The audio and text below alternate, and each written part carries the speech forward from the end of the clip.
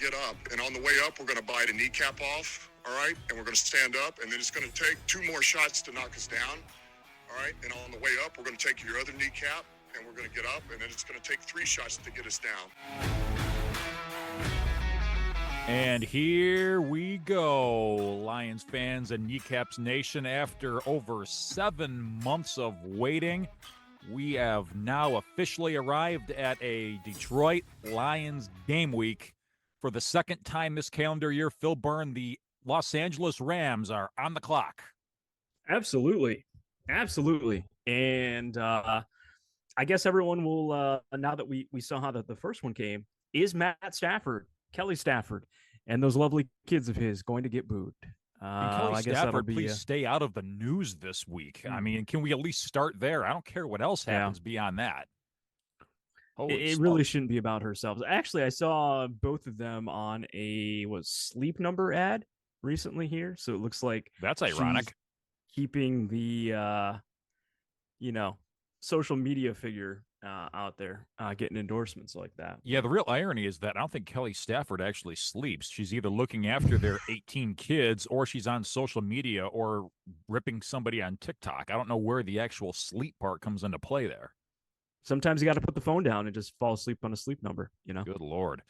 Anyway, enough of the Kelly Stafford business here. This is the Lions Game Week edition of Kneecaps for Breakfast. There will be many more of these still to come, but this is like the first one of 2024. So This is going to be an extra exciting episode. Lions preview, NFL preview, you name it. My name is Vince Progar, joined as always by Phil Byrne. We are thrilled to be doing this show here today. This has been in the works for quite some time. So we've got a lot of thoughts in our mind that we want to get out there into the podcast universe. Let's kind of get right down to it, Phil. The Lions had to, just as every team did this past week, they had to cut down their training camp and preseason roster down to 53 players. And you and I went through position group by position group and whittled away at everybody, and we arrived at a 53-man consensus. Yeah. And by and large, Phil, you and I did pretty darn well. I don't think there was anything absolutely egregious that you and I swung and missed on. I don't think anybody that we were passionate about that was going to be, in our mind, a lock wound up not making the team. For starters, Phil, you and I nailed it on the only keeping the 2 quarterback thing, and we knew that Nate Sudfeld would be the guy without a chair when the music stopped. It's going to be Hendon Hooker and nobody else as the backup to Jared Goff this year. Your thoughts on the way the Lions decided to take the quarterback position and run with it? Yeah, well, I mean, it made sense with where they were, with what's out there, and kind of how they wanted to do it. Worst case scenario, and Goff is out or misses a couple series in a game, I will say, based on what we've seen from Hendon Hooker, Ben Johnson being the savant of the offensive system that he is, he's going to have to craft something up a little bit different or have some plays ready to go in a worst case scenario kind of situation where you have to go to Hendon Hooker, because that offense is going to run quite a bit differently with him under center or, out of shotgun than you would with Jared Goff. But yeah, I mean, for the time being, I think I saw enough in games 2 and game 3 that just kind of the cards being what they were at the time here, I'm okay with him being the backup quarterback. And then, of course, Jake Fromm, too, getting on the practice squad, showing enough to make his case there. We all know what he did at Georgia, or was able to win at Georgia with all the talent that was around him. But I think he looked pretty good for a couple snaps, and it's a pretty low investment being a quarterback on the practice squad. And then the running backs, you and I nailed them with the 4 that they wound up keeping, is exactly who you and I predicted last week. Yeah. Receivers, same thing. We knew they were going to keep St. Brown, Jameson Williams, Khalif Raymond, and Isaiah Williams. We thought they were going to keep a couple more receivers. They decided not to. They kind of took a more unorthodox approach in that they took just about half of the remaining veterans out there on the cut list and just signed them to the practice squad. So you got Allen Robinson, what's left of him. You have Donovan Peoples-Jones that you demoted to the practice squad. And then they picked up Tim Patrick from the Denver Broncos. I think out of those 3, that's probably the one name I'm probably the most excited about out of that trio. But they're kind of going to take a wait-and-see approach and see who has maybe done the most to impress during time with the practice squad, and then in case of emergency, then you've got a guy already in the building that you can call up. What did you think about how they handled the receivers? I think it was a savvy move to get Tim Patrick. I think he didn't really fit into the Broncos' plans with what they wanted to do. He obviously has injury concerns, hasn't been fully healthy in a number of years. Donovan Peoples-Jones, essentially by moving him to the practice squad, even though he won't really get live reps with Goff, you're kind of kicking the tires on that a little bit, but you're at least giving him a little bit more time to see if he can adjust to playing here or if it's just not going to work out. Allen Robinson, local guy, obviously. I think he's been washed up for about 3 seasons now. So It sure if feels like he can, played for Penn State during the Jerry Sandusky era almost. I mean, it seems like this guy's been in the league forever. I covered a couple games when he was with the Jaguars, and that was like 2015. And believe me, I know that's 9 years ago. In some aspects, that feels like that was more than 9 years ago. Different industry that I'm working in now, and things like that. So, anyways, point being, yeah. So 3 vets in there. We'll have to see if any of them actually get called up. My money would be on Tim Patrick, if he can kind of show that he can be healthy, and of course he is that big body that they are looking for. But definitely kicking the tires on both Robinson and DPJ. 3 tight ends was all that they kept for the active roster, which is exactly what you and I predicted a week ago with Laporta and Wright. We thought Zylstra was going to be the guy that wound up getting that number 3 spot. They opted to go with another former Iowa tight end. Real big surprise there. Parker, I can't ever remember. Is it Hess or Hesse? How do you say his name? I think it's Hess. I think it's that's kind of what I thought. But yeah, he'll be in there. So they're running with 3 tight ends this year. You and I had the right idea as far as what they were going to do on the offensive line. Similarly with the defensive line, I don't think you and I really goofed up at all too much on that. I think we both predicted they would take a couple of more D linemen than they actually did. Same thing with the linebacking core. No real big surprises. Same with the corners and safeties. So really not any major surprises on this roster as far as who they decide to keep around, who they decided to relegate to a different designation or outright get rid of. no, I mean I think on the whole, most people that made the team, there was a good case to make them. Of course, I was a little shocked with Zylstra not getting in there just because I thought he, excuse me, added a little bit from the receiving standpoint that they would have had there. But how about the change in the long snapper side? I know we're kind of going through offense and defense there. That's maybe to me the most surprising. I guess maybe just because we had so much consistency for so long with Don Muehlbach.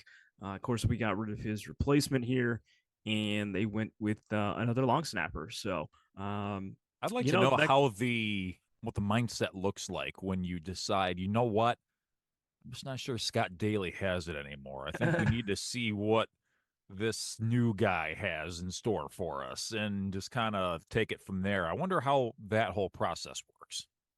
Yeah, I don't know.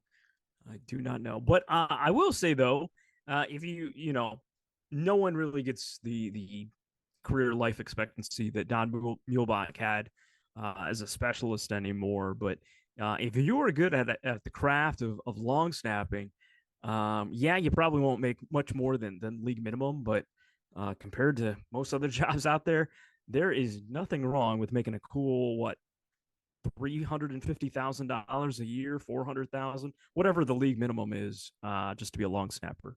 So that's going to go to 24-year-old Hogan Hatton out of Idaho. So quite familiar with the Kibbe Dome, if nothing else. So you'll get him at age 24. So who knows? Maybe another 15 years from now, they'll be in the market for their 4th long snapper over the span of about 50 years.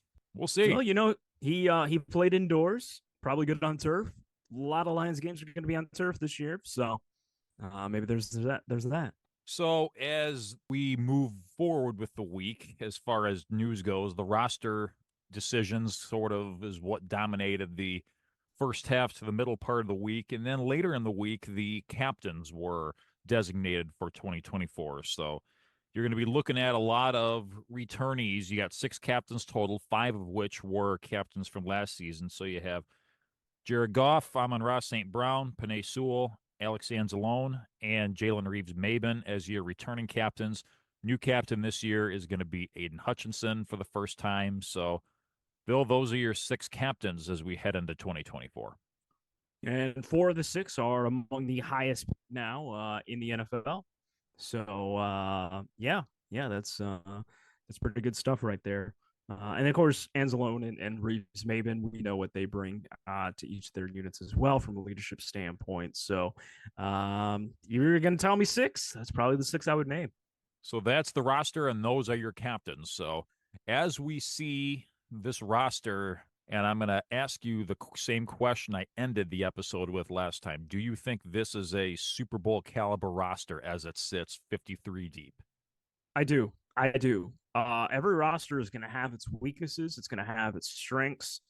Without a doubt, the strengths outweigh the weaknesses, though.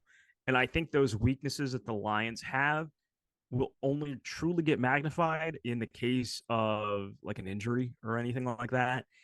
The starting lineups that the Lions will bring to this game against the Rams, obviously we don't know what's going to happen in practice this upcoming week, but is among the strongest in the NFL. Top 5 roster, without a doubt, in my opinion, and a roster that I think can take down the Chiefs. I think that can take down the 49ers, and that can take down our division opponents in the North. It's a roster in my mind that is still very devoid of big time, big moment experience. And I think everybody was able to kind of go through that together this past January with the 3 playoff games and the 2 victories, including a couple of gutsy performances down the stretch in the regular season last year. I think they were able to ride through that. But what this group is still very green and inexperienced at is the ability to handle being the hunted over the course of a season. You have situations a couple of years back. Remember when Kyler Murray and the Cardinals came in and the Lions wound up dump trucking them by about 4 touchdowns at Ford Field that one December afternoon? And Kyler basically came out after the game and said, yeah, we really didn't prep for these guys. We really didn't even bother watching their film or anything like that. We were hands down caught off guard. Those days are over, Phil. You're in a situation now where you're going to get every single team's best shot. And I don't think that top to bottom, I don't think you have enough guys on this roster that have enough experience with being the hunted to know what to do as they encounter those types of situations. That's really the one thing that has me a little bit concerned. And feel free to rebut on that as you see fit. But that might be something that could rear its ugly head as we move towards the doldrums of a 17-game season. Well, the only way you're going to get the experience is to actually go through the battles.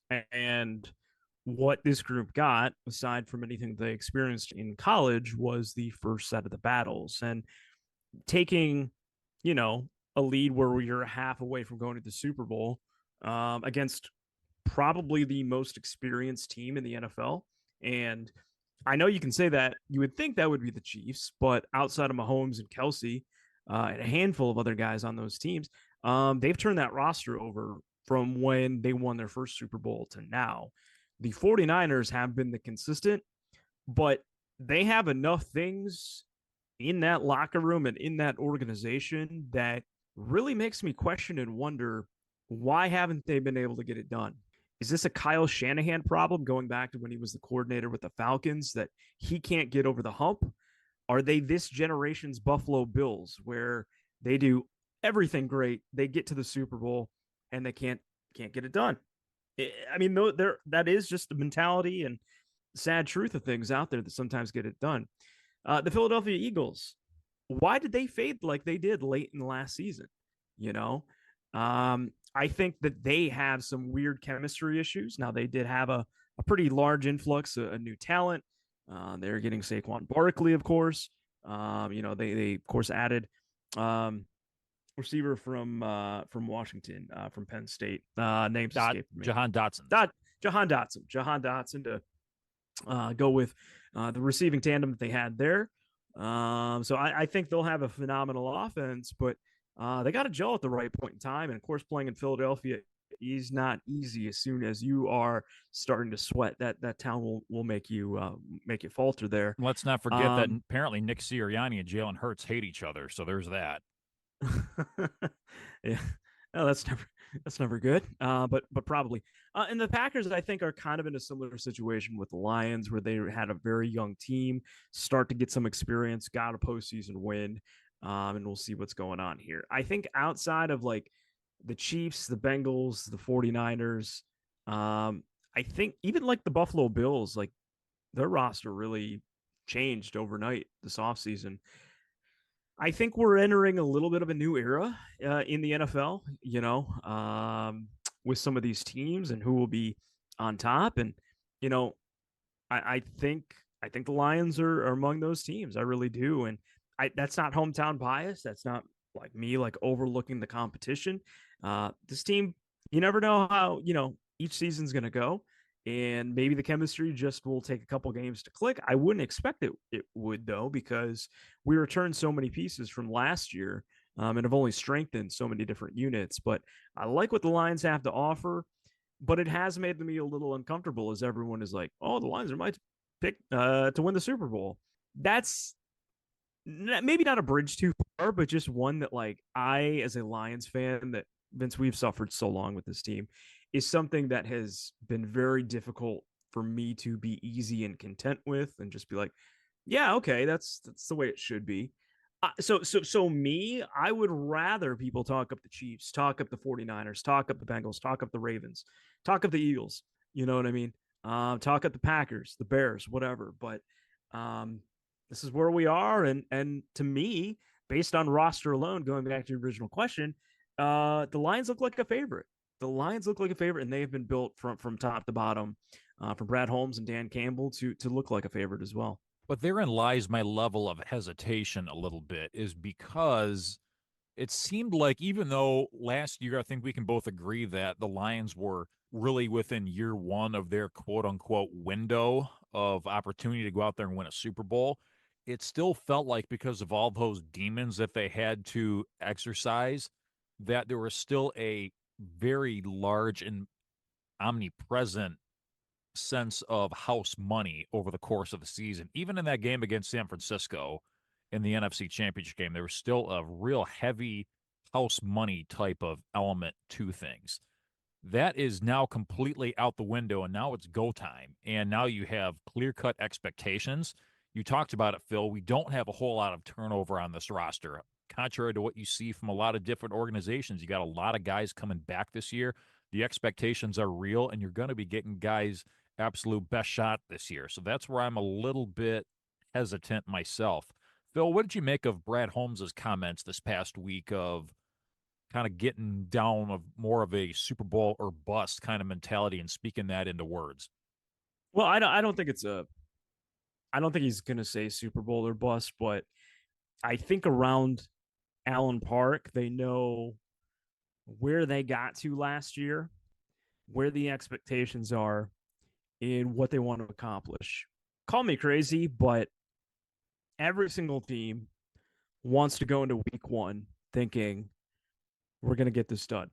Or at least that's what they're going to tell the media. Even the Carolina Panthers, even the New England Patriots, pick your bottom of the barrel team that probably isn't going to win more than 3 or 4 games.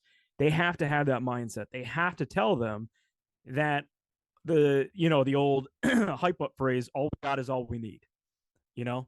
Um, because they're not getting an off season to improve the roster. It's go time. They got to play football, and that's just the nature of the beast. So he's the general manager. He assembled the team. I think he knows how good this team is. He's felt confident in a lot of the picks that the Lions have made. Some of them have been very aggressive moves, trading up and down and around in the draft the last couple of years. But he's assembled a talented team, and it seems to be a team that likes playing with Dan Campbell. And if the organization and player acquisition is good, and the chemistry in the locker room is gelling, and they're all under one vision under Dan Campbell, To me, listen, it's football. Anything can happen in the fourth quarter. You get some weird breaks and bounces. Some things that should be a win turn into a loss. I get that. I totally get that. But to me, I think you would be very, very hard pressed to find another organization out there that seems as singular focused as our Detroit Lions. So I want to take it in a slightly different direction here and maybe give a little bit of a discussion about the national perception of the Lions based on how their roster looks. So I kind of did a little bit of research this past week and kind of looked for a few hot items that were discussed as it pertains to the Lions from a national perspective. And number one is probably the one that you and I have spent a lot of time on. I think that's probably the number one item on the list, and that's what are they going to do about the backup quarterback? Do you keep Hendon Hooker as your immediate backup, or do you bring in somebody, a more seasoned veteran from the outside? They have to stay with Hooker. And to speak to that, Phil, I think they probably made the right move because it makes sense to keep the guy who you use valuable draft capital on, a guy who does have some upside. And honestly, Phil, if you're resting the fate of the rest of your season in your backup quarterback, I don't think it really matters who you choose, whether it's Hendon Hooker or guy behind curtain number two. At that point, you're pretty much far up against it anyway. I'm pretty sure the Kansas City Chiefs won a Super Bowl with Chad Henne as their backup quarterback. So, if they had to go to Chad Henne, good luck. Good luck. Yeah, exactly. Another one, it was Jake Bates being named the kicker and really not even facing any type of substantial competition for another guy. With Riley Patterson being available, he was cut down by the Jaguars, I want to say, out of training camp. So he is available, but the Lions like what they have in Jake Bates, even though he has zero NFL kicking experience in a big spot, really nothing outside the four walls of Ford Field as far as what he's done. So, in a big sense, I guess he has the you don't know what you don't know thing, and all you got to do is go out there and kick field goals. And really, I guess the big thing to take from that is having a bum kicker will maybe burn you for a game or two, but you can always take a hard left and go out and find somebody else, even if it comes down to getting Matt Stover at 55 years old off the couch or something like that. There's always a way to work around the kicker, and obviously the Lions like what they're seeing out of Bates, even despite missing a couple of easy gimmies in the preseason. Yeah, what's Mike Vanderjack doing right now? Mike Vanderjack, the Colts kicker, or Mike Vanderjack, the Cowboys kicker? You decide. Yeah. Yeah. But it really wouldn't shock me when we're talking about practice squad and roster composition that maybe not right now, because you want to have Bates to have that confidence, but at some point, maybe around the bye week or something, if they do add some kicker to the practice squad, I think it is a little overkill, the fact that they have three receivers on that practice squad that all kind of fit the same role. 3 veteran receivers that have caught NFL passes in big spots before. That is, I agree, Phil. That's kind of unorthodox. Yeah. So for me, I would expect when we get to the bye that one of those guys isn't going to be there, and that'll probably be a kicker or something like that. Just to have someone in camp, just to maybe not even get too many reps in, but you don't want a kicker to. And I know a lot of it's confidence too, if he's got the leg, but just to instill confidence in the rest of the team that if things start to falter, that they've got someone else in standby. And that brings me to my final point, that you heard a lot of rumblings about this franchise from a national standpoint, is that the perception was they didn't do enough to address that number 3 receiver position. And I would argue that they didn't need to, because as you and I have talked about all offseason long, Phil, you've got the threat of your tight ends, Sam Laporta mainly, and Brock Wright on a secondary level. And of course, David Montgomery and Jahmyr Gibbs are significant threats out of the passing game. So it's not just I'm splitting 2 guys out wide and let them go to town. There's so much more complexity to this offense that maybe if you spin the wheel and pick another team out of the 31 options, it might be more of a boo-boo that they don't have that number 3 wide receiver in name only solidified. But for this team, I think they might be able to get away with it long term. I think so, and I think it also speaks to their long-term confidence and development that they've got in Jamison Williams, and just kind of letting him know that, like, you know, as far as starters go, you are a starter. You are starting opposite Amon Ra, and um, I know the volume might not be there necessarily, and Laporta will probably have more catches per game, but there is no bigger home run threat than him. You got Tyreek Hill. He's kind of out in his own category. And maybe a couple players in between, but Jameson Williams is a top 5 home run threat. I think in the NFL of any guy, like when he touches the ball, something special or explosive can happen at any point in time. Bill, did you have a chance to read the Sports Illustrated article about the Lions from a couple weeks back? I meant to bring this up with you on our last episode. You have Jared Goff, Amon-Ra St. Brown, and Penei Sewell sitting in this fancy car. I think it was like a Ford Fairlane. I think that would make a lot of sense given the given the time of the era of the car. Obviously, it being a Ford, the colors, that obviously makes a whole lot of sense. And I still haven't had a chance to read that article, but from everything I've heard, it was kind of like a hype piece and, get excited, boys and girls, about your 2024 Detroit Lions. But just from looking at it from the outside and from hearing what other people had to say about it, I started getting a little bit of, the old Madden curse. Yeah. With guys being on the front only to suffer a serious injury down the stretch that season. I was kind of getting a little bit of Madden curse vibes from that. What did you think of that article? I'm just hold on, doing this in real time. I was like, who is actually on the cover of Madden this year? It is Christian McCaffrey. Hey, that feeds into my 49ers theory. Okay. Yeah, and he just got paid too. There we go. Okay, well, it does make me a little uncomfortable. I did not read it. I do like the cover, though. That is something that if this does happen to be a special season, I do want to go ahead and get a frame on. So I was good just on thinking Sports Illustrated. It is frame worthy if that's your thing, Yeah. But I think as someone that came from sports media, the narrative almost kind of writes itself. That is, I don't want to call it a fluff piece, but you got Jared Goff, you've got the Lions, you've got Amon-Ra St. Brown being a 4th-round pick.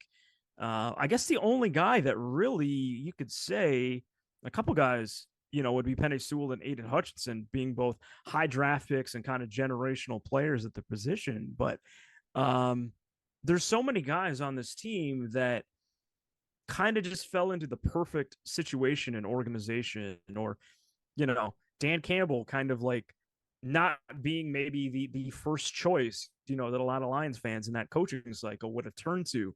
He ends up here, and he got the experience as a player to know what Detroit was like and what the state of Michigan loves about this team.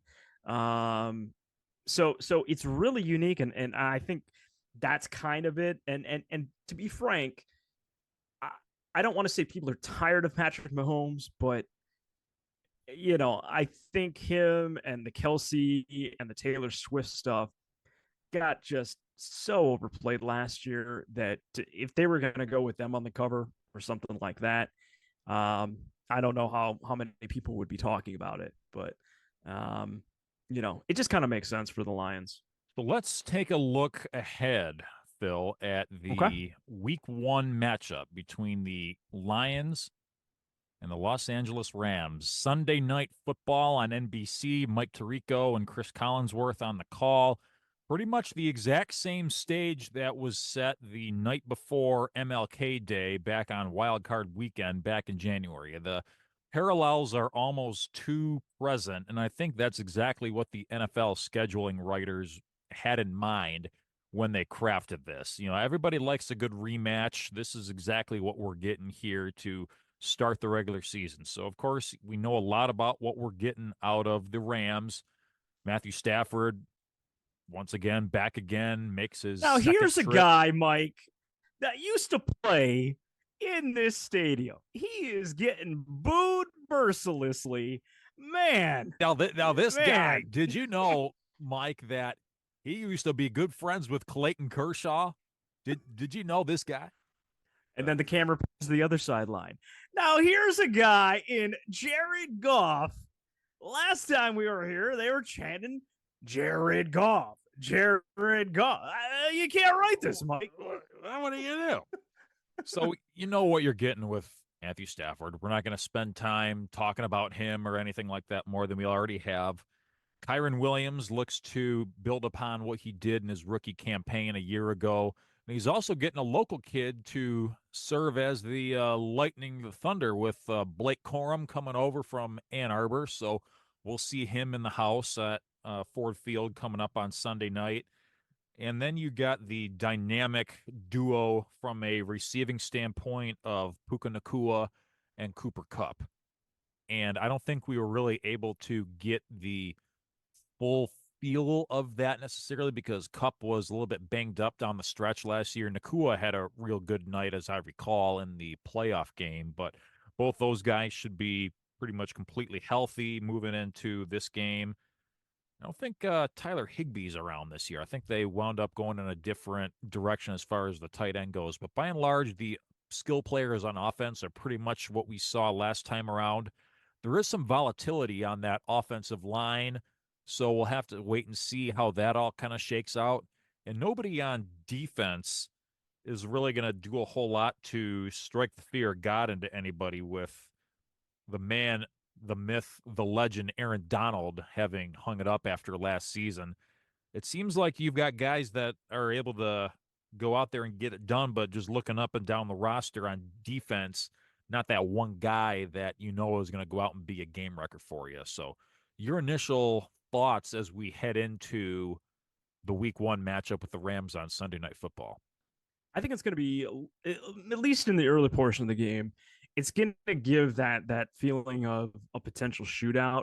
I wouldn't be shocked if both teams score on their opening drives or on their first or second drives or something like that before the Lions defense finally starts to kind of get their act together a little bit. But you are absolutely right that you can't just replace Aaron Donald.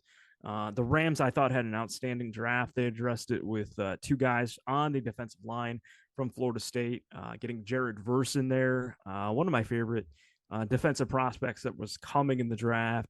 Of course, you're not going to line him up inside. He is an end, so it's kind of a different position there.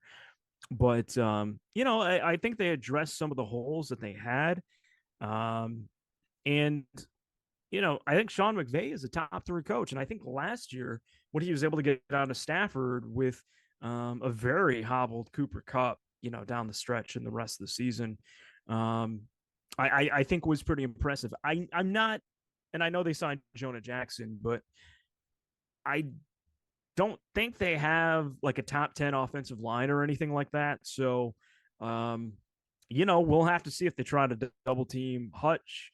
Maybe that'll free up Davenport, to make a couple of big plays. Who knows? Maybe we will actually see James Houston return to planet Earth and actually kind of make a name for himself once again once these games get going. But I think the matchups, from what I can tell on paper, not trying to spend too much time diving into preseason tape, would favor the Lions. Of course, the place is going to be absolutely rocking.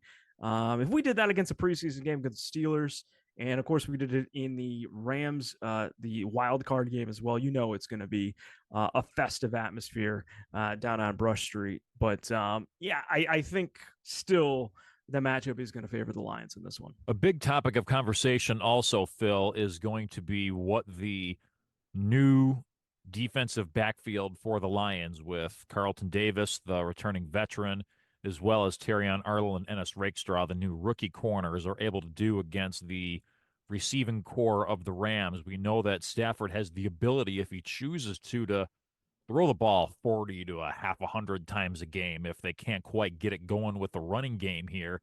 And we know we've seen it so many times where Cooper Kupp can be kind of almost like death by 1,000 paper cuts, and Nakua, before you know it, can go off for 200 yards in a game. He did just about that in the playoff games. So a lot of what we see is going to be the relationship between the Rams receiving core and Stafford in the passing game and what the back end of that Lions defense is going to be able to do. Yeah, without a doubt. I mean, this is a team that, or a unit, I should say, that needed to get better. It was still kind of weird seeing Cam Sutton get an interception in that Steelers game, but um, he's no longer here. He probably was the best cornerback that we had last year, and But even to if we would have bring in kept him, he wouldn't even be eligible to play. exactly. So, we bring in Carlton Davis. He has playoff experience. He was able to get to a Super Bowl. He's going to be a good mentor for the two rookies that we just drafted. You're probably going to see a lot of them. But then we also got like a Nick Robinson and some of these other guys that are going to fill in on the nickel side of the ball as well. So maybe not a ton of experience, but I like the athleticism that we have. And I think the two rookies, they have enough explosive upside traits that you feel a little bit more confident than what you do if you were just bringing out Cam Sutton and it's the same unit that we had last year. Jerry Jacobs and Vildor, and you want a little bit more upside out of the deal than what they had at times last year at the corner spot. Yeah. The other thing that has me a little concerned, Phil, is you talked about the upside of a lot of these rookies and new guys in place, but we've talked about it so many times about how a lot of these rules tend to favor the offense, and you worry about some of those back-breaking penalties that guys who are getting their feet wet in the NFL, you wind up committing a PI at an inopportune time or a holding that would have gotten you off the field after a 3rd and long stop, even though it's only a 5-yard holding, it's still a new set of downs. Things like that turn out to be backbreakers because these guys are battling inexperience. They're going to be tossed right into it right away with the offensive weapons that the Rams possess. And knowing Stafford like we do, you better believe he's gonna, try to get Kupp and Nakua and some of these other weapons that they have on offense in situations where it will look like a rookie is committing, pass interference. Stafford probably one of the top passers in the NFL with getting defensive pass interference thrown. So that is something that is a very cagey vet move that he is going to try to exploit again for some of these young corners that are still kind of learning the ropes. I will say this though. We're talking a little bit more about the corners here than the safeties, but having another year of experience with the safeties that we do with Kirby Joseph and with Branch back there, like I just feel really good. Ify Melifonwu as well about that unit as a whole, and know that I would assume we're going to have some pretty steady play back there from those guys. Do you buy into the notion of it being a revenge spot for the Rams? Do you think they're thinking at all about the playoff game from this past season, or do you think they're just moving forward? It's a new year and they're just going out to get a win for the sake of getting a win without the added incentive for what happened to them back in January? I mean, maybe Stafford and McVay just because it's Goff and the Lions, and it's just such a 1-for-1 kind of deal. But I would say the majority of the Rams, they're entering that it's week 1. What would you rather win, a wild card game or week 1? You're going to take the wild card game without a doubt, So I don't think it's exactly an equal comparison. It is, of course, the last, turf that they played on, that counted. Again, so, which I'm is sure by design, I'm sure. Yeah. So I'm sure there's some bad memories that they've got or feeling that they, left some of it on the table. But really, I would say outside of Goff Goff, Stafford, and McVay, I think most parties are probably there's enough distance now that they're moving on. And I never got the impression that, past that game that there was like really bad blood or anything that I could get. I don't think Goff and McVay are ever gonna, That's just it, a Phil. real I think meet up. But I think you called it. Is that I always think you talked about the 1-for-1 transaction that, as it were, between the Lions and the Rams a couple of years back. It seems like it's always going to be there's always going to be on some level, it's going to be personal between Mhm. Goff, McVay, and to an extent because of association, Matthew Stafford, there's always going to be that aura of it being personal between those parties. Yeah. Well, it's just awkward, I mean, and it's same position, and they're two teams on the same side, so they're going to run into each other, and both teams are good, so it's not like one team is a loser, which I'm sure the Rams thought they were dealing with the loser, but it turned out in our favor, but yeah, no, I don't get the impression at this point in time that there's really any bad blood out there. We're going to get to our predictions here in just a few minutes, Phil. But in the meantime, give me a key to the game of what's it going to take for the Lions. I'm not, having you give your pick necessarily, but what's it going to take for the Lions to come out of this game a winner and to go to 1-0 on the season? Well, I think you kind of nailed it on the head. I think Stafford is going to try to put on the Lions secondary as much as he can. Um, I think from a defensive line standpoint, I think we can stop any sort of rushing attack that they have. But make no mistake about it, the Rams go as Matthew Stafford goes. They don't have the pieces maybe they once did on defense. We know Aaron Donald isn't there. I don't think it's as strong as a defense as it was last year too. That kind of puts together this competitive unit. They let some guys go in free agency. I think they just traded a linebacker about a week or two ago in preseason as well. So to me, what you got to avoid, and if you're Aaron Glenn, you got to watch out for, is making sure that Terry and Arnold and Ennis Rakestraw don't lose their confidence if they get beat once or twice, if they get a defensive pass interference thrown against them.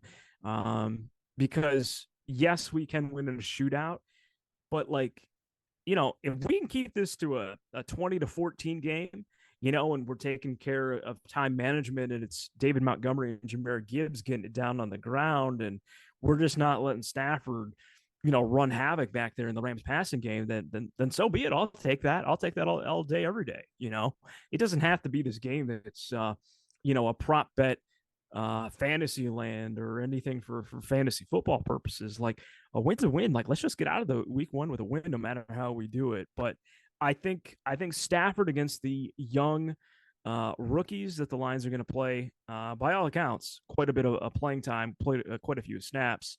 That is something that concerns me a little bit. The biggest keys to the game for me are going to be a lack of mistakes. You got to make sure that you value the football, you value your possessions. Turnovers have to be at a absolute bare minimum. You're always going to have the fluke interception off a deflection or something like that. There's not really a whole lot you can do about those, but turnovers have to be to a complete minimum, if not completely eliminated. And you have to set a goal for no more than, let's say, half a dozen penalties over the course of a game, especially eliminating those pre-snap stuff that's going to put you behind the sticks, because you're not going to get a whole lot of mulligans against a team with the high-powered offense that Stafford does. They will make you pay if you don't value the football or if you're putting yourself behind the down and distance. I know it sounds cliche, Phil, but you're in a situation where you got another team that's ready to go, and you can't be sitting there trying to play catch up and hope that your head's gonna pop out at just the right moment to be able to strike. It doesn't always work that way. No, not at all. And make no mistake about it too. Like Sean McVay's as creative of a play caller as there is in the NFL. And he's going to want to put this Rams offense in a position to get out to an early lead. They want to deflate the home crowd as much as possible because they know it played such a huge factor in the wild card game. So while there may not be bad blood, don't look for some trick plays or Stafford takes some massive shots downfield early, to try to set the tone and tempo in the Rams' favor. You're listening to this episode of Kneecaps for Breakfast. Vince Progar and Phil Byrne breaking down Rams Lions on Sunday Night Football coming up later this weekend as the week one kicks off on Thursday night between the Ravens and the defending Super Bowl champions, the Chiefs, at Arrowhead Stadium. Another interesting scheduling quirk, Friday night football coming up this week as well. The Packers and Philadelphia Eagles set to square off down in Brazil, of all places. And then you've got the full slate coming up on Sunday, capped off by Rams Lions on Sunday night. And then you've got the Jets and the 49ers on Monday Night Football. So that's your week one schedule. So things are to be happening pretty quick, Phil, and wasting no time showing some big matchups early to wet people's whistles on week one. Yeah, exactly. Without being sound like a Flow Rider song, I mean, I think this is what the NFL wants to do for Week 1. They want to grab the attention and know that the NFL is here, and of course they do want to put those marquee matchups together. So I mean that is kind of a consistent. You're getting those big matchups early in Week 1, and then of course in the final week of the regular season, getting those divisional matchups as well, with some playoff implications, in a lot of the games on the line there as well. But yeah, that's going to be a new one for me with a Friday night game, especially being the Packers and Eagles, two teams that I think are going to be right in the mix with the Lions, this season for having a good record and being in the mix to, be a contender. And Vince, I would assume you probably are not going to be able to watch that one live because you're all at calling Brighton football, maybe. Yep, that's correct. So I'll be that game's on Peacock, so it's not like I'll be able to set the DVR to record it. So it's gonna be one of those things where I'll probably catch the second half and be checking periodically for updates. But nope, I will be high atop the skybox at Brighton High School as the Brighton Bulldogs take on the Salem Rocks. Shameless plug, but it's gonna be interesting, Phil, to see what the viewership looks like in year 2 of the NFL experimenting, airing some games exclusively on Peacock. This one's going to be no different between the Packers and the Eagles. Wait, so you just told me something I had no idea. Salem is known as the Rocks. Yeah, I just learned something, like Salem Rock, or there you go, like Plymouth Rock. Okay, yep, exactly. Well, that's interesting. There's your trivia. Use it at your next trivia night. Oh, that's a bad trivia night if that's one of the questions right there. Hey, but go Brighton. Kidding.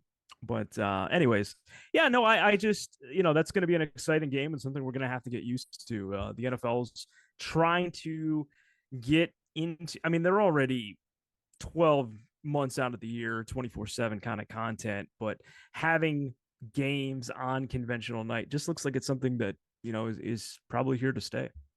And it seems like there's so much of a hold my beer aspect with how the NFL is doing their scheduling, putting games on different nights of the week or different holidays over the course of a year that, like, for instance, Christmas Day was always kind of like the NBA's holiday. And the NFL just said, hold my beer. We're doing a triple header Christmas Day every year from now on. Black Friday, that was always kind of a college football thing. NFL, we want Black Friday now. New Year's Day, it was always like, hey, New Year's Day was always about the big time bowl games in college football. Now, if it falls on Sunday, nope, don't think so. We're going to play our games and you guys can take your Rose Bowl and your Sugar Bowl and play it some other day. There's a lot of significant others out there that are about to lose their partners for the next 5 to 6 months. Just get involved and take part and root for the Lions because I think the attention span isn't going to be so much on, what's happening here, because who knows what night some of these, games are going to be. And, I think even though we know what the Lions schedule is, that second half of the season with the flex scheduling, you just never know, So, hey, I know a lot of people are going to be running out, come October, maybe late September to the, the orchards out there and getting some, cider and donuts or pumpkins, what have you. But outside of the bye week, hey, there's never any, dull moment here in the NFL. Bill, are you ready to pick some games? Let's do it. All right, so we are going to go 1 through 17, and we are going to take our predictions week by week, and we're going to lock them in a time capsule, and we're going to revisit at the very end of the season when all's said and done and the dust settles just how close to it we were or just how far off we were. So Okay. why don't we start right at the top? The most recent game that we discussed, the LA Rams taking on the Detroit Lions, 8:20 Eastern Time kickoff on NBC with, again, Mike Tirico and Chris Collinsworth on the Sunday Night Football call. Lions laying 3.5 as they host the Rams. Phil, I don't necessarily need a score because we're going to go through all of these individually, and things are going to change a little bit with personnel and receivers to where a score might not be indicative, but the result is still something we can kind of take with and run with. So we'll kind of just do wins, losses, and why you feel that way. So I think it is a little bit, I don't want to say a trap or anything like that. Like the Lions are looking ahead to the rest of the season, but there's so much goodwill that's been brought up that you'll want to make sure this team doesn't come out flat. And I think the Rams are going to be firing on all cylinders from an offensive standpoint. Defensively, though, in the second half, in the fourth quarter, I think that's where David Montgomery, I think that's where Sam Laporta, I think that's where the Lions and that short passing game with Jared Goff is going to get it done. I think the Lions win by 10 and pull away in the fourth quarter. I have this as a Lions win. This is, I didn't think that you and I would veer off from each other's opinions this early on in the pick segment. Oh, but okay. I am All actually right. going to pick the Lions to start the season 0-1. And here's why I feel that way. Because I agree with you, Phil. I think that the Rams are going to come in on offense firing on all cylinders. On paper, the Lions have every ability in the world to keep pace. It kind of irks me a little bit that they're only laying 3.5 points. Really, you kind of have that 3-point buffer built in for just being a home game. So really, Vegas is kind of viewing this as a pick 'em as it is, and that's kind of how I see this playing out on the field. I have this coming down to a poorly ill-timed mistake down the stretch, whether it be a costly pass interference or whether it be a late hit or something like that to keep the Rams drive alive. I have them winning by single digits, so it's going to be a close one, but I think it's going to be a big mistake down the stretch by the Lions that is able to have the Rams hold off the Lions and they exact their slight revenge. I think you said a couple minutes ago, it always means more to get it done in the playoffs, and you'll gladly Yeah. sacrifice that regular season game. But I think the Rams are going to win this one over the Lions, and Lions will be left wondering what could have been at the very end of the season because, you got to win those home games whenever you can. Well, week one is honestly the least important week in the NFL calendar. So if the cards fall where they may, and you are correct, a loss is a loss. You just got to take it on the chin and, thankful that you can come back to Ford Field the next week and try to right your wrongs. But I'm not a huge believer in the Rams defense from what they have on paper. Now, they haven't played any games yet. So, hey, I could be totally wrong. Maybe some guys I don't really know end up stepping up. But I think the Lions offense will be too much for the Rams defense, whereas I think at some point the Lions defense can get some stops on the Rams. You're sensing a pattern here. The NFL schedule makers are at it again. The Tampa Bay Buccaneers is next up on the schedule at home, just like the same sequence that followed in the playoffs. This time a 1:00 kickoff on Fox. Bill, how do you see this game going? Yeah, this is a win for the Lions. I just don't, you know, the Buccaneers were able to, win against a depleted Eagles team that just looked like they really fell apart, late last season. I think they played pretty well against the Lions in that playoff game, but I think there is a big depth difference between the Lions and Buccaneers roster. Of course, you add Carlton Davis from the Buccaneers, so they are down a piece in their secondary as well. Baker's okay. He's not the worst quarterback out there. Mike Evans a year older. Chris Godwin, he's probably still kind of hurt, kind of hobbling a little bit out there. I just, to me, this looks like a very status quo Buccaneers team that, in my opinion, just didn't take a lot of steps forward. We beat them in the offseason or in the playoffs, and I think we beat them again in week 2. I'm going to agree with you on this one. I think this is the get right spot for the Lions. And you're right, they really didn't do a whole lot to boost their status as being a contender in the NFC South. It seemed like Atlanta lapped them about 3 times over as far as what did they do to get better in the offseason. I just didn't see it. I think you've got the same old song and dance of Mike Evans as your go-to guy. You got Chris Godwin, who has knees comparable to that of an 80-year-old man out there. And you don't know what you're going to get out of Baker Mayfield. Now that the pressure is off of him, he's the guy down there in Tampa. And I think Mayfield was always kind of that guy that seemed to, I hate to say it, he almost kind of seemed like a guy who was cut out to be a Lions quarterback in a sense, that he always seems to do his best when he's up against it or everybody around him is saying, no, you're not the guy. You don't have what it takes. And I think he proved enough people wrong last year to where the target will be off of him a little bit, and maybe kind of like the Scooby-Doo mentality, you lift the mask off and you wind up seeing Brett Rippon. Is that you underneath that? Underneath that? You just don't know what you're going to get out of this guy sometimes.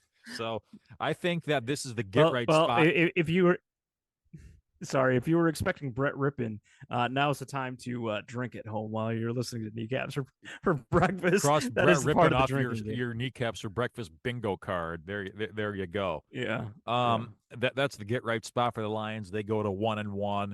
I think the designation between teams that are playoff bound at 1-1 through 2 weeks and 0-2 through 2 weeks is like astronomically far apart. So you go from having a pretty decent shot to having no chance in HE hell. So it's a big win for the Lions on week 2, even though it might seem like it, to keep everything out in front of them at 1-1.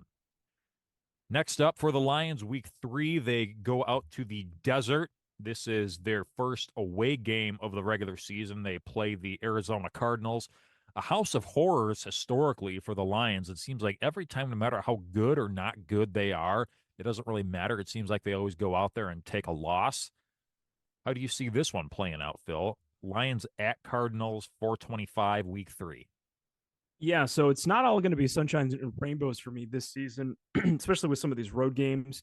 We know Arizona traditionally very pro away team crowd. It's a game where if you got a fan base like the Lions, like the Packers, like the Bears, anyone who's kind of East Coast, Midwest, it's a big game to go get tickets for. So I think the Lions will have plenty of fans and support in the house at State Farm Stadium. I think this Cardinals team is very chippy. I think they have started to acquire some solid talent. And I think after, in my vision of how the season's going to go, getting 2 wins against playoff teams, I think the Lions are going to slightly overlook the Cardinals. And this is that game where the Lions are going to come in with the bullseye on their back.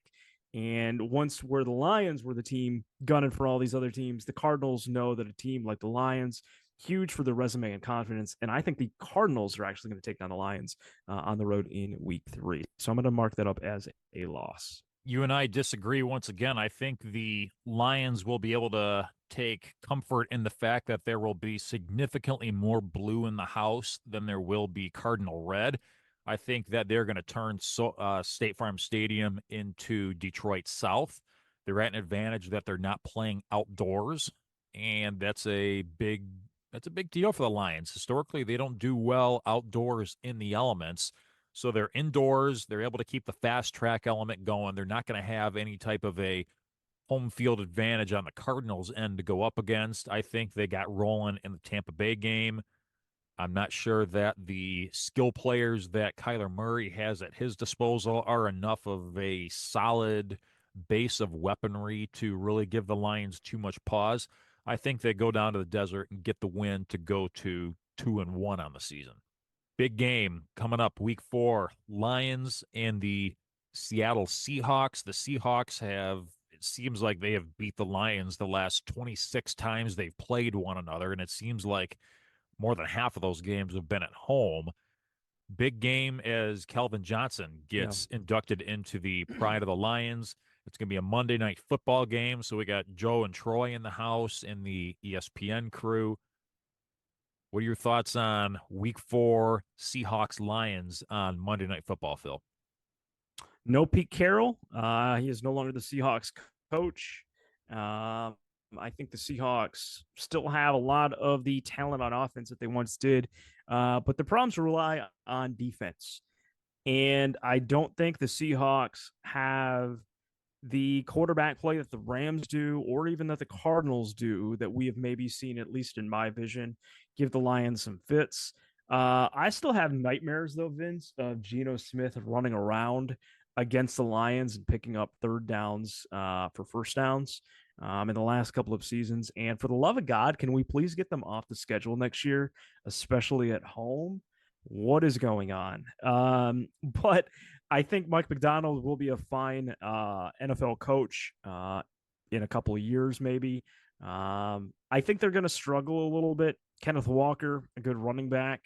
I think this will be a fight, but I think the Lions pull away in the second half. I have this as a win. It's got to change, doesn't it, Phil? At some point, I mean, you can't just lose time in and time out and continuum when you're out there contending for divisions yourself. And there's only so many times you can have Geno Smith come into your house and just hit you over the head with a 2x4. I think at some point, I'm not even so much basing this on X's and O's or personnel. I'm just kind of thinking that at some point, it has to switch in the other direction. They've got to go out there and take care of business at home. It's going to be a ruckus environment, Monday Night Football, Calvin Johnson night. All those other games they've played were all just random 1 o'clock on a Sunday, the Chris Myers Fox window. The environment is going to be night and day from what we've had all along. Give the Lions the win. They go to 3-1, headed at the quarter pole. Hashtag, what is Dick Stockton up to? Miss Dick Stockton on the call. Did I hear that he and Leslie Visser are no longer a happily married couple? You keeping up on the tabloids of the dating scenes of 80-year-olds that are Vince? I was gonna say they're both every bit of 80 years old, if my memory serves me right. Yeah. But either way, Phil, you, yeah, like how I just took that and just made a complete hard love with that before it went any further. Yeah, that's 4 years of radio training at Central Michigan University on that one. Fire up BCA department there. Anyway, so I have the Lions going 3-1 at the quarter pole, as do you. Yeah. Okay. Yeah, exactly. And basically the split in differences. Of course, you have the Lions taking the L in week 1 against the Rams, and I have it on the road week 3 against the Cardinals. So 3-1, I think in most situations, not terrible. Maybe not the best scenario that we got going out there. Again, we don't think this is a perfect Lions team by any means, but not too bad.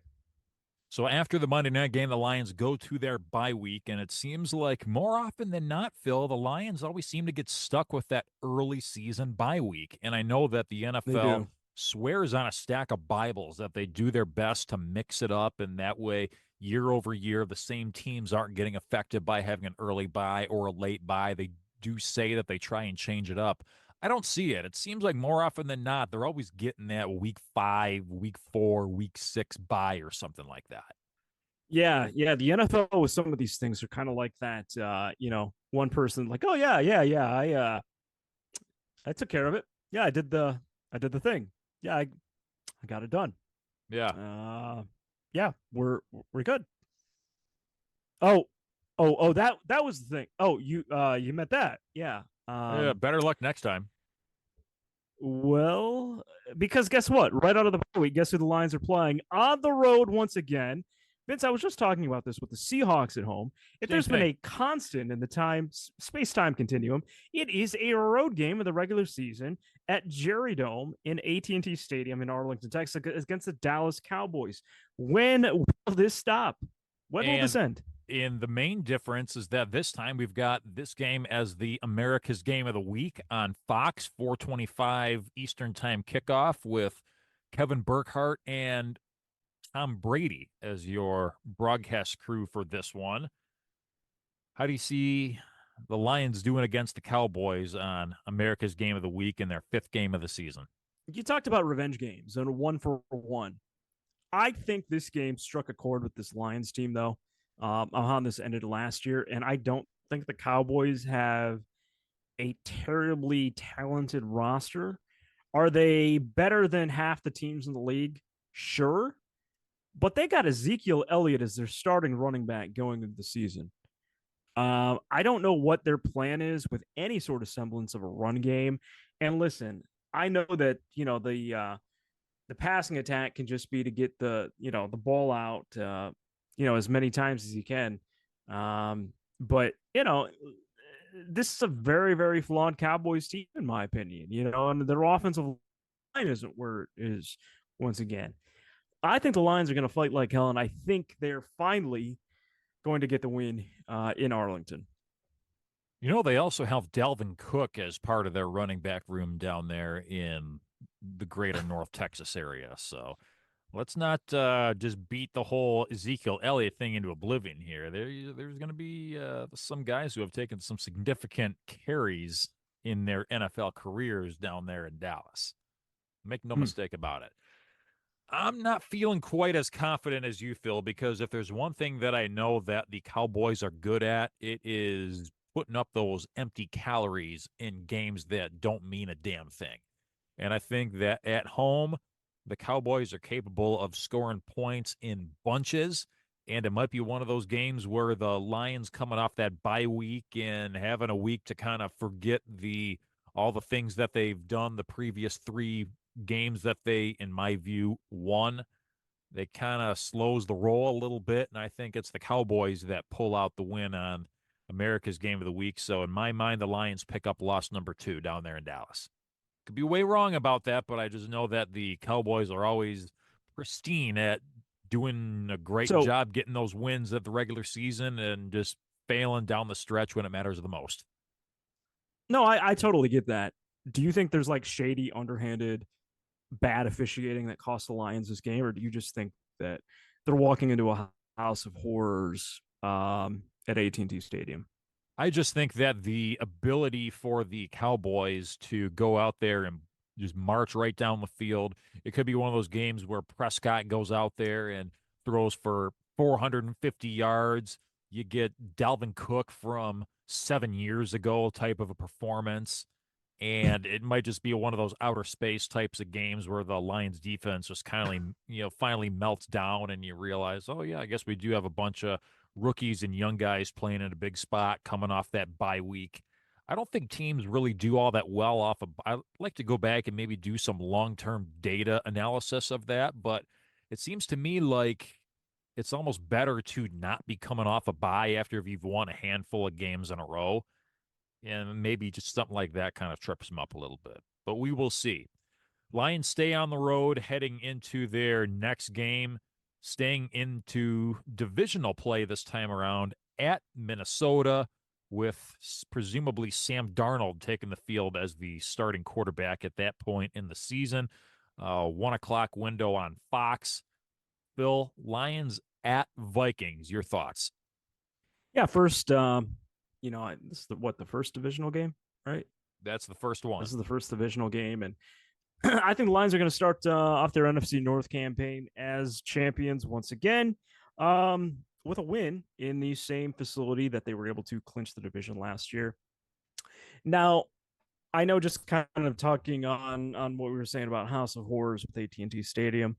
Traditionally, the Lions have had some issues at US Bank Stadium as well in Minneapolis there, but I really don't see Sam Darnold just having this awesome outing.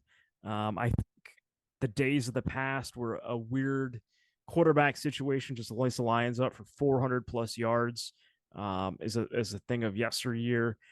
They will try to throw the ball though. Don't make no mistake about it. But I just don't think they have the running game. Again, just kind of like the Cowboys we saw in the previous week to get this done against the Lions. So they're kind of building some pieces there. I do like Kevin O'Connell as a coach. But I think the Lions go into Minneapolis, and I think they take home the W. I think they get the win here. Yeah, I'm absolutely with you on that one, in that I don't see almost a sense that this year's Vikings squad is really planning on trying That's kind of the mindset that I'm picking up without anybody actually coming out and saying it.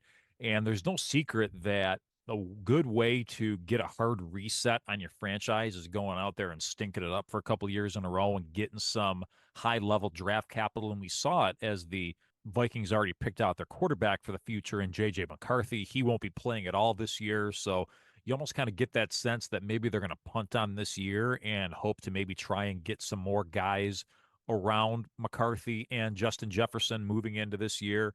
Jordan Addison's been banged up. Who knows how much of an impact that he's going to make on the offense this year? You called it out. The offensive line's looking a little bit long in the tooth outside of Darisaw. You don't really know what you're kind of get from the defense because it's still struggling with that lack of identity between they're kind of halfway in with a little bit of Mike Zimmer's guys, halfway out with the guys who they've picked up ever since O'Connell's been the head coach. They don't really know what they are on defense at this point. And I think the Lions, even though history is not on their side of going into Minnesota and getting a win, I think they pull it out in their first divisional game of the season. Back home for the Lions the following week as they jump into the AFC to host the Tennessee Titans after almost a month away from the friendly confines of Ford Field as they had the double away game with the bye week that preceded that. Lions hosting the Titans. It's a win. The Titans have the second worst roster in the NFL. Like, I just see absolutely no way the Titans are coming into Detroit and knocking out the Lions in this one.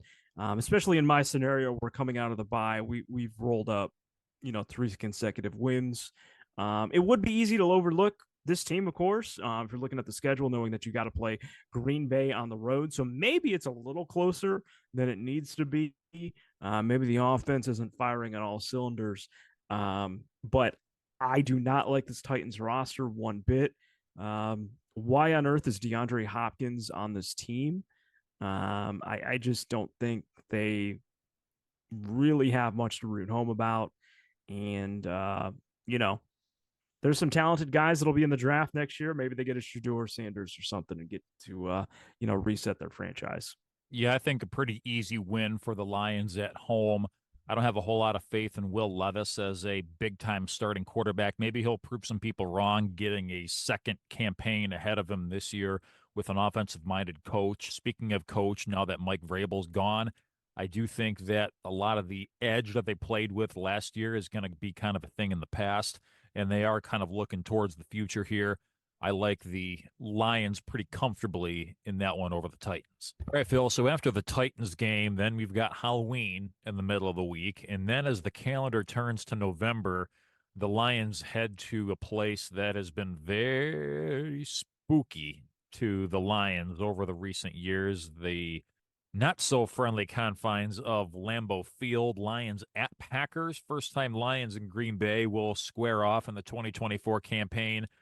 425, once again, America's Game of the Week window on Fox. Lions at Packers. Do you think that's going to be a game where the Lions will once again get a win? Because for a long time, they went decades without so much as getting a single win in the state of Wisconsin. Now it's kind of been a coin flip this last half decade or a little bit longer than that. You think Lions are going to come out on top, or you think it's going to continue to be a haunted house for the Lions and their fans? Well, I mean, again, we're traveling well. I don't know what the makeup is going to be because I can see where the Packer fans just aren't going to sell these tickets, and they're going to pack the place. This is why, to me, season projections are very hard, especially going week to week, because there are certain factors that I would want to see going into this game, making me feel one way or the other. For instance, if the Lions' run game has been really dominant to this point in the season, if the Lions' secondary also has made noticeable strides, I would favor to pick the Lions in this one. I really do. Like, I think still on a talent side, they happen to have a stronger roster than the Packers. But this being at home, Jordan Love and the Packers doing what they did to the Lions at Ford Field.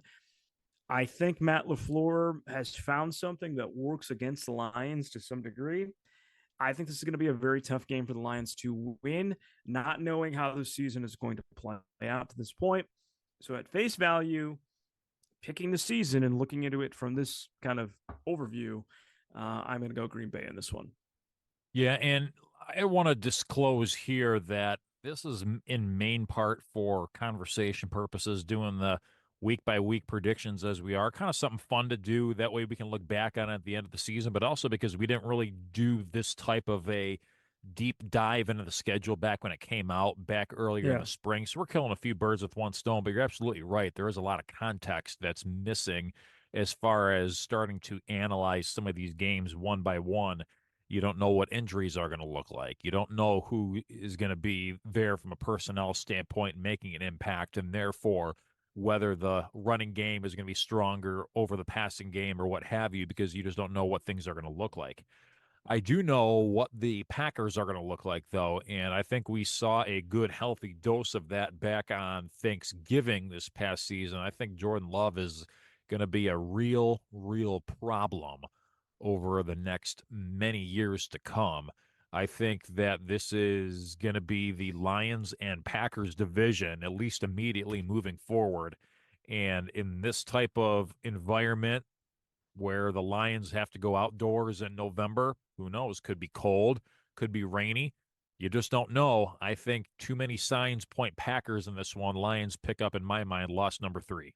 Moving on to the next game. It's another big spot for the Lions. They travel to face the suddenly red hot Houston Texans. I mean, where did they come from in year one under D'Amico Ryans last year? They went from worst to first just like that. And it doesn't seem like things are going to drop off really in any sense, as you can argue they made just about as many moves over the course of the offseason to build upon that success from last year from a roster building standpoint than just about anybody. Even though this game will be indoors down there in Houston, it will be on Sunday Night Football, so the Lions get another Sunday night game, but this time it's going to be in front of the Houston crowd. Phil, you think the Lions are able to get off the snide, or you think it's going to be 2 in a row for them?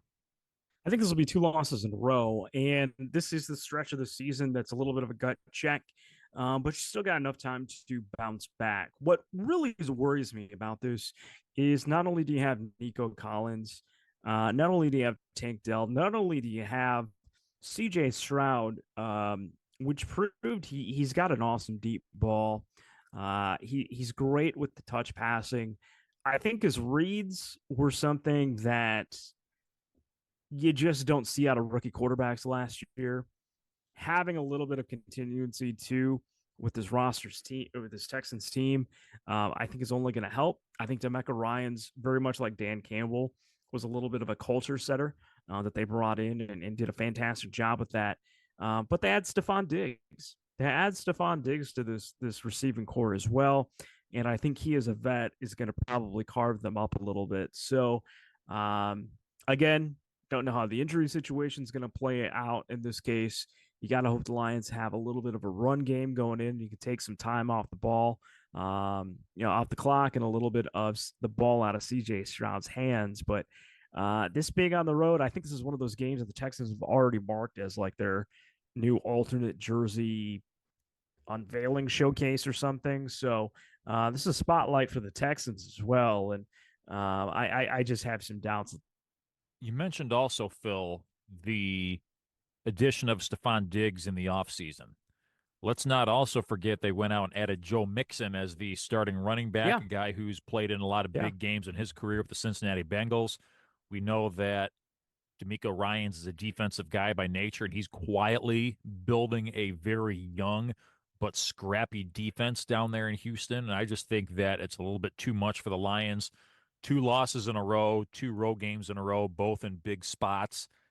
The week to week grind of the NFL is about as labor intensive as you can ask for. And there is a reason why you don't see a team going 17-0 or 16-1 every year. It just doesn't happen. The NFL is so parity driven. These teams are a lot more alike than they are different. And I don't see how teams are really able to go through a schedule like this without getting a few bumps and bruises along the way. Lions pick up another loss, this time to the Houston Texans.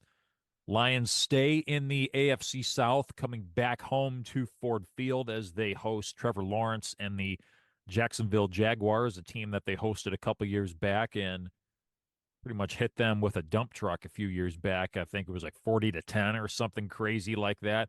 I don't know if we're going to get quite that type of effort, Phil, but you think it's going to be anywhere close to what we saw a couple years ago last time Jacksonville was in town? Same flavor. Same flavor. I don't believe in the Jacksonville Jaguars. I just don't think their roster composition is very good. I know they've been kind of hit with the injury bug a little bit. Brian Thomas Jr. is a player to look out for in this game, the rookie from LSU, that if he is able to establish some sort of rapport with Trevor Lawrence, I would say look out for that. I don't think they have the pieces on defense, though, to hold up the Lions' offense at all, especially at Ford Field. And I think this is maybe not as lopsided as the game against the Titans, but one that I think the Lions can pull away from and win pretty safely in double digits. Yeah, I agree. And I'm still waiting to see it from Trevor Lawrence. I feel like all I've been told ever since he was at Clemson was just how transcendent and dominant of an NFL quarterback as Trevor Lawrence is going to be. I still haven't seen it yet, to be completely honest. It's not like the playmakers that he has around him jump off the page by any means. Doug Peterson may have coached his way onto the hot seat by this point in the season, depending on how it goes elsewhere in the AFC. I think the Lions get back on track with a nice win at home against the Jaguars. Third AFC South game in a row as the Lions heading up to Thanksgiving. First things first, they have to take the 4.5-hour drive south down to Indianapolis to Lucas Oil Stadium to take on the Colts. Lions at Colts Sunday in the 1 o'clock window on Fox once again, the Sunday before Thanksgiving, Phil. Yeah, so is Anthony Richardson going to be the starting quarterback? Can he stay healthy to play in this game in week 12? We don't know. If I was a betting man, I would say probably not. And I would venture towards the Lions as a road win in this game.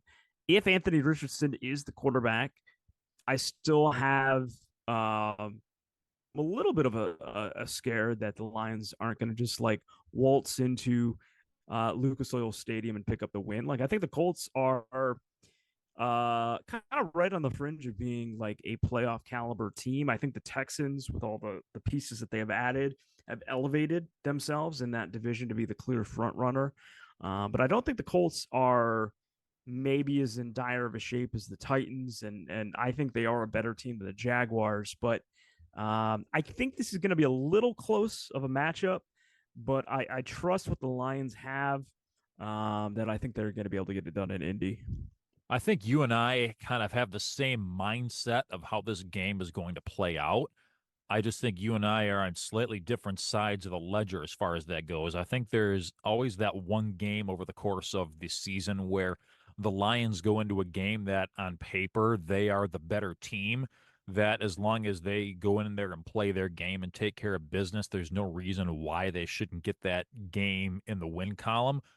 But for some quirky reason, it just doesn't happen. And I think this is one of those games. Call it a look-ahead spot to Thanksgiving for the Bears game that would be 4 days later at Ford Field. Call it the inability to stop the mobility of Anthony Richardson, assuming that he's healthy enough to make it to late November at this point. I just think this is one of those games where the Lions will actually go in as probably a slight road favorite and wind up losing the game straight up. One of those games where, again, you look back at the tail end of it and think when you're starting to scoreboard watch a little bit and come up with those playoff scenarios and all that, wish that you had that Colts game back in your pocket. But I am going to chalk that game up as a loss for the Lions heading into Thanksgiving. Here we go, Phil. Lions and Bears on Thanksgiving. Haven't won a game under Dan Campbell on Thanksgiving Day. It's been 7 years since they've been able to say they've done that. As the Bears, the new look Bears, the high-powered offense, so I've been told, of the Chicago Bears, You think that the Lions can finally buck that trend and not make it 8 losses in a row on Thanksgiving? You don't want to get into a shootout with this team with the pieces that they've added. Um, but I will say this: the Bears' defense is still, in my opinion, um, outstanding. I think you probably have a unit that might even be a little better than the Lions' defense at this point in time, just from what I saw last season. But there's something about Caleb Williams' play that just shows immaturity and recklessness that I don't think when the pressure is on, he is going to be able to handle. And I think the Lions just push through and get a win on Thanksgiving to take this one home. They'll see the Bears in a couple of weeks down the road, and maybe that's a different story. But I think at home, place will be rocking. Of course, there'll be plenty of Bears fans as well. Just being so close to Detroit, but I think the Lions are going to take this one at home. I'm liking the up-down theory as far as this one goes. I think coming off the perceived, in my mind, loss to the Colts, I think the Lions are going to kind of push all their chips in the middle of the table at this point. They're going to have a ruckus crowd on hand down there at Ford Field for a Thanksgiving game.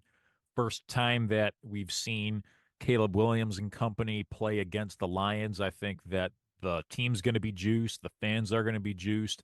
I think Caleb Williams makes a big mistake at a critical moment and the Lions hang on. I'm not sure if they'll wind up maybe necessarily covering this game if they are indeed favorites at this point in time, but I do think that the Lions walk away on Thanksgiving Day victorious for the first time in their last 7 tries. 1 week later, the Lions get a special Thursday night football game with the Green Bay Packers coming to town. It's Thursday night football exclusively on Amazon Prime. Again, you got to love the TV deals that the NFL has in place. But if you don't have Amazon Prime, you're missing out on this one. Packers at Lions. The last time the Lions and Packers did business on a Thursday night, it didn't go so well. That was the Jim Caldwell pass back and forth kind of thing as Aaron Rodgers came back from the dead to beat the Lions at Ford Field in a late season matchup. How do you think the 2024 rematch is going to go on Thursday night prime game? So I think this game will be fueled by the Lions knowing what's at stake, what's left on their schedule, having that loss in their back pocket in Lambeau, and having a stench in their mouth leaving the state of Wisconsin. And I think the Lions are going to use the turf to their advantage. I think they're going to try to run as much as they can down the Packers' throat. And what they maybe got exposed for in Wisconsin, in Green Bay, I think they are returning the favor. And I think they're taking the home game against the Packers in that weird short turnaround. Well, I guess it isn't a short turnaround; it's technically a week that they would have there against the Packers. Yep, so they would be on full rest. So you like them getting you like them getting the win against the Packers. I do. Yeah. All right. What colorful words are we not allowed to use? Probably just the FCC ones, but can we use other ones besides that in the podcast universe? I'm not exactly sure. Go for it. So, yeah, if you're a little bit trepidatious about what your kids hear, maybe take 3 seconds to, tell your kids to look away here. But maybe I'm just a scared little bitch about the Green Bay Packers, but I think I'm higher on the Packers supply than a lot of people. And maybe I just have too much PTSD from the Thanksgiving Day game burned into my brain that I have the Packers put way up here on this pedestal that we have a hard time stopping Jordan Love and these no-name receivers. I mean, I couldn't even tell you where Dontavion Wicks went to college. And I'm as big of a college football guy as there is out there. I know that AJ Dillon is going to be out for the year. I think he's got some type of back and neck thing that he's going through. I don't think he's going to be able to play this year. Obviously, Aaron Jones is gone. You got the kid from the Raiders, Jacobs. If my mind serves Jacobs, me right, he's going to be their running back this year. Their defense, you never really know what you're going to get. It seems like they never quite do enough year in and year out to build up their defense, but it seems like they always make the right play when they need to, even despite having a crappy defensive coordinator. I think they're on a new coordinator because I think they got rid of Joe Barry from last year, if my Yeah, memory yeah, serves me right. they have a new defensive coordinator this year. Yeah, But I don't know. I think the Packers are going to be a lot better this year than people give them credit for. And I think this is going to be a situation, Phil, where they came off that big win against the Bears, a game that they probably had to try and fight and scrap and claw their way to victory on. And I think Green Bay outer space just comes in and steals a win somehow. I don't know if you're going to get something quite as quirky as pass back and forth kind of thing, but it's going to be something that you're kind of sitting there wondering at the end of it, is the whole SOL thing finally starting to rear its ugly head a little bit at some point. I have the Lions taking a junky L at home against the Green Bay Packers in a game that may or may not decide the NFC North. That's my bold prediction for the 2024 NFL schedule. boo.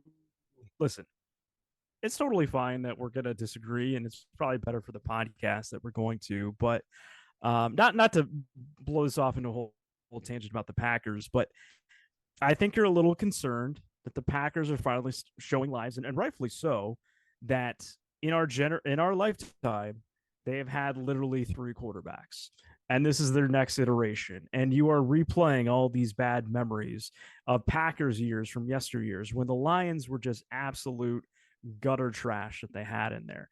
I am here to tell you that this Lions roster is still better than the Packers roster. Our offensive line is still way better in supporting Jared Goff than anything that the Packers throw out there. Josh Jacobs, well, guess what? The Raiders, they didn't bring him back. Do you think they have a ton of pieces? Sure, they're rebuilding, but they had the salary cap to bring him back, and they didn't do so. I'm not completely sold on everything that the Packers are doing. I know they're going to give us a fight in the division here. I think they're going to split personally. I don't think they're going to sweep us at home. And I think just the Lions aren't going to allow the Packers to take two in a row at home, especially this late in the season. So we'll agree to disagree. That's the joy of doing a podcast. But yeah, what fun is it if you and I agree on all 17 games? Do not let the Green Bay Packers and where they are keep you up late at night. I think they're going to be a very good team. I think it's a little my wife. premature. I'm already having nightmares of this game, and it's 3 months away from actually being played. What does worry me a little bit though is we just hit basically like no division games throughout the majority of the season, and then all of a sudden like November comes here and it's like, oh wait, yeah, hold on, we got to get all these division games in with the Lions, and of course then you're reminded that this is a great division that the Lions are in, and there's a lot of competitive talent in there, but we'll just kind of agree to disagree on that game particularly.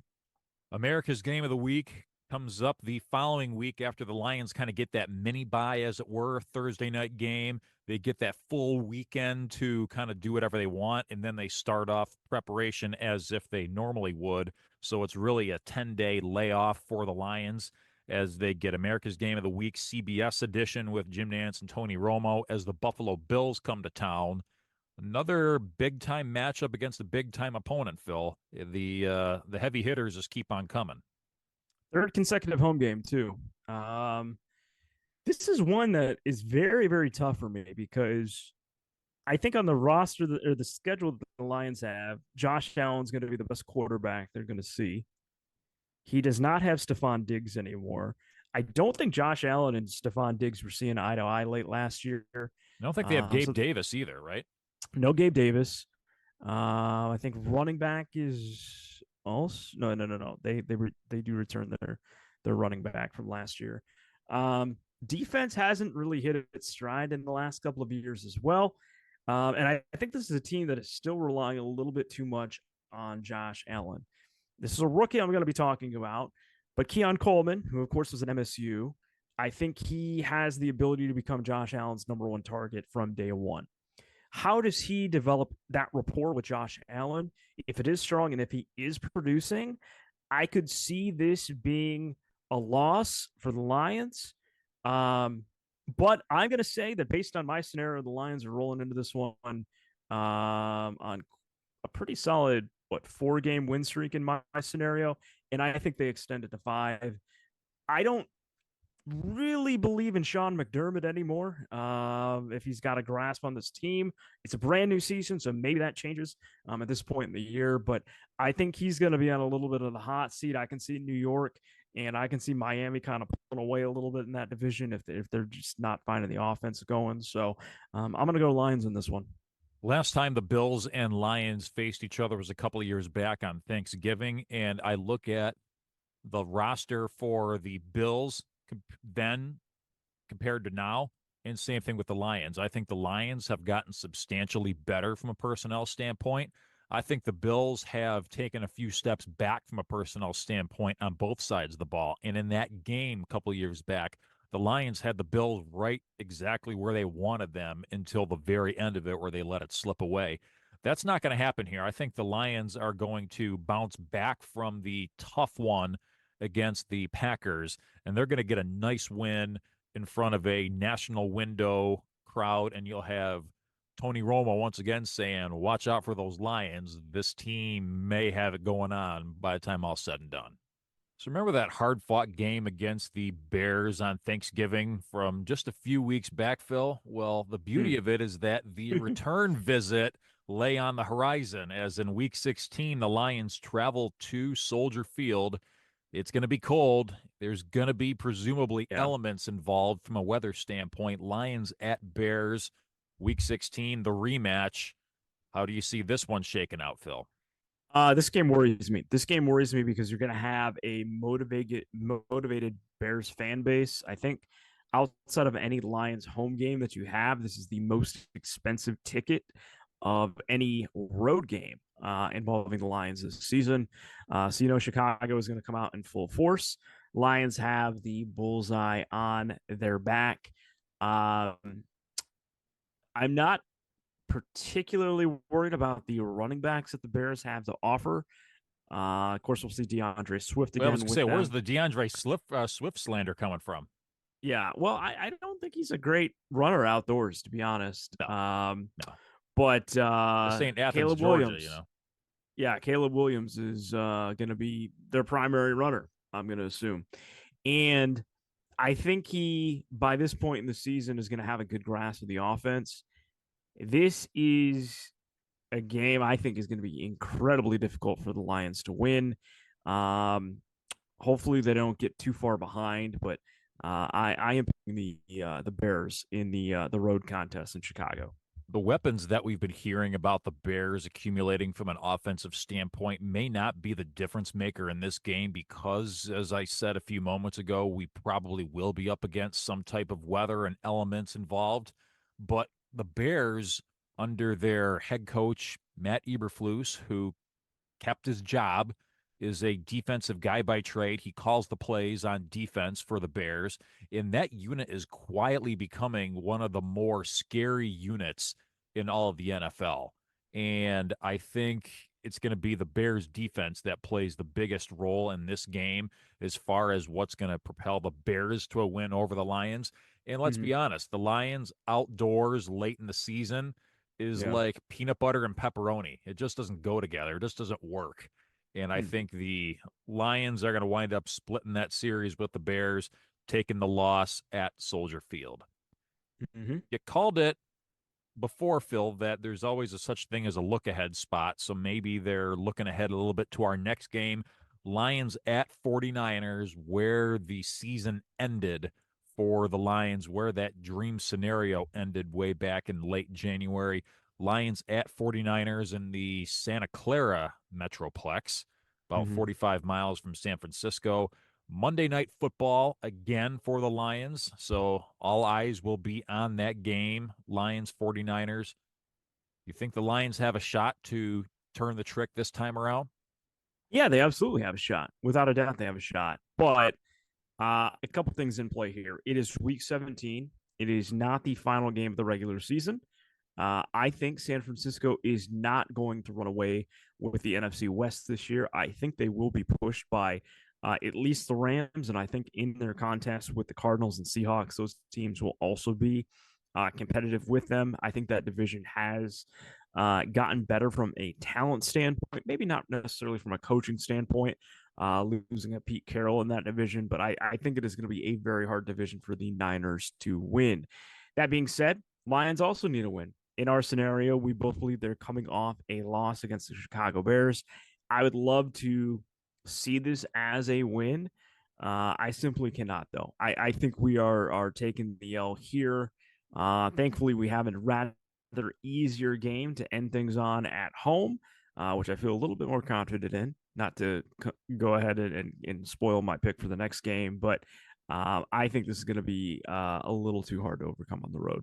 And I agree. And what's funny about this game is that had we done this exercise a week ago before the Brandon Ayuk deal went down, I would have felt a lot more confident in the Lions' ability to pull off the win in this one because of the lack of a downfield threat in the passing game for the 49ers. Mhm. Now that Ayuk and the 49ers have come to an agreement on a contract extension, it seems like from an offensive standpoint, you're really talking about a lot of the same weapons that they saw in January. There's not a whole lot of turnover on offense. Like you said, Phil, I do think they're going to be in a dogfight with the Rams in the division. They're going to be given their best shot. They're not going to be resting any starters. They have their own aspirations on the line, just like the Lions do. I'm not saying that the Mhm. 49ers are going to come out and hit the Lions over the head with a 2x4 or anything like that. It's probably going to be closer than, as Lee Corso would say, closer than the experts think, which means maybe the Lions will cover, but maybe not win. But I do have the 49ers beating the Lions, so Lions taking, in my mind, a second loss in a row. Last game of the season at home against Yeah. Minnesota. It seems like this has been the pick of the schedule makers the last few years. It seems like Vikings at Lions to wrap things up. We don't know what time or TV network or anything like that. That's all scheduled about 6 days in advance to try and give the fans the best type of games and the best TV slots on the best networks possible. But Phil, it sounds like you're pretty confident the Lions are going to take care of business and get a big win to wrap up the season and head into the playoffs with a little bit of momentum. I am, yeah. Had JJ McCarthy not been hurt and maybe we had a little bit more confidence, he was the week one starter. I could see a scenario where you could go, hey, you know what? Maybe he'll have a lot of confidence going in. They'll get that passing game going against the Lions and make life difficult. But this is a get back game for the Lions heading into the playoffs. I think this is a game that I think the Lions should be able to win. I also have them, of course, winning the road contest out in Minneapolis at US Bank Stadium. So they would sweep against the Vikings, but then in my scenario, split with both the Packers and Bears. But yeah, I think they get it done here. I'm not, there are some very challenging games through the schedule as we've gone through. I don't think this game being at home at Ford Field will be a raucous atmosphere. I don't think I would classify this as a challenging game necessarily. Yeah, I agree. And I think this is a game where, based on the simulation that I went through, I do think that this game is going to hold some significance as far as seeding, as far as where the Lions are going to wind up. So I do think they're going to have to give a full on effort against a depleted Vikings team. I think by this point, Minnesota will have kind of thrown in the towel, knowing that they're probably going to be picking in the top 3 to top 5, and I don't think this game is going to mean nearly as much to them as I do think it's going to mean to the Lions. I can see the Lions absolutely blowing the doors off of Minnesota to end the season. Think maybe like a 38-7 or something like that kind of a game. A good way for the Lions to be able to get some momentum heading towards the playoffs. So, Phil, let's do a little bit of a recap here, real fast. Mm-hmm. So, you have in your simulation, you have them losing on the road in week 3 to the Cardinals, at Green Bay midway through the season, followed by at Houston taking a loss. And Yep. then you have back-to-back losses on the road at Chicago and at San Francisco for a total regular season record of 12-5. That means you have them going 9 for 9 in home games this year. So you really do think that the Ford Field crowd is going to bring it, and 12-5 is what you're looking at, Phil. Yeah, I'm gonna make it happen, Vince. Me being there. I'm gonna get this team across the finish line. No, but listen, I think last year we proved that Ford Field is an intimidating place to play. You can easily get snap counts altered, false starts happening. It's indoors on top of it, and I think just the team plays a little bit better on turf. So those are a lot of the factors that I have at home, and also I just think some of these road games, in my opinion, a little bit more challenging than the games that we have at home. The Texans, the Cowboys, the Bears and Packers twice. Those aren't easy places to go get a win at. So my schedule, I have the Lions going 9-8. So that's still another winning record. And it seems like over the course of history, over the last 50 to 60 years, the Lions hardly ever go back to back winning seasons. And because they were able to go 9-8 in 22, of course, they had the phenomenal season last year where they won 15 games total. I have them going 9-8 this year. So that makes 3 consecutive winning seasons for the Lions. I do have them losing opening night to the Rams in a tough one. I have them losing on the road to the Cowboys, as well as dropping 2 in a row at Green Bay and at Houston. I do have them taking an outer space type of loss at Indianapolis. I am probably overvaluing Green Bay a little bit. I have Green Bay sweeping the Lions, including the game at Ford Field on Thursday night, as well as back-to-back losses late in the year on the road at Chicago and at San Francisco. Again, Phil 12-5. Me 9-8. And I think it's pretty clear that, Phil, I hope you're right. I'm just maybe overvaluing things. Maybe I probably shouldn't. Maybe trying to anticipate some injuries or adversity without actually coming out and speaking it into existence. But maybe things will fall right in the middle. That's the beauty of it. That's why you watch the games.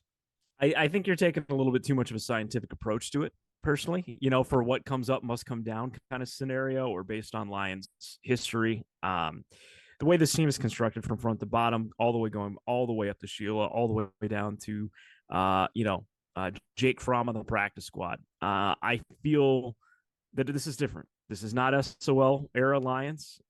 So I think there's maybe a middle ground in between where we stand that is probably a more realistic option for how this is going to go.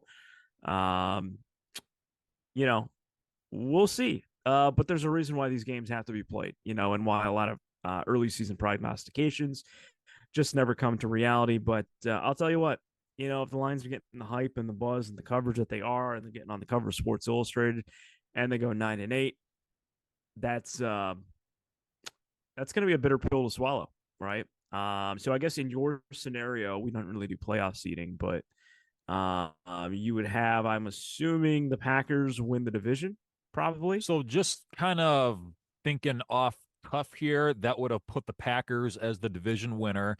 I would have had them a 2 seed, and that would have put the Lions in there at a 6 seed. And I actually do have the Bears making the playoffs as well, but they will finish just slightly behind the Lions as the number 7 seed. So Okay. the NFC North will have 3 representatives. Okay. Yeah. I mean, a lot of people think, all 3 can make the playoffs. So, okay. Well, interesting stuff. Yep. That's why we do this, because we're probably both going to be dead wrong, and we're going to crack open the time capsule in February or March, and we're going to realize, wow, we were way off on this. In fact, we may even, just for some fun, drop some of the audio clips from this episode into a future episode just to further be able to make fun of ourselves about 6 to 8 months from now. But Phil, you will be at the game this Sunday night. Is that correct? That is correct. Yeah. So what are you hearing from a season ticket holder standpoint, have you been made aware of any types of events or festivities that are going to take place at Ford Field either before or during the game? What intel can Not you provide for us peons? not necessarily. I guess we'll just kind of share some internet rumors that I've seen. So take it exactly with a grain of salt.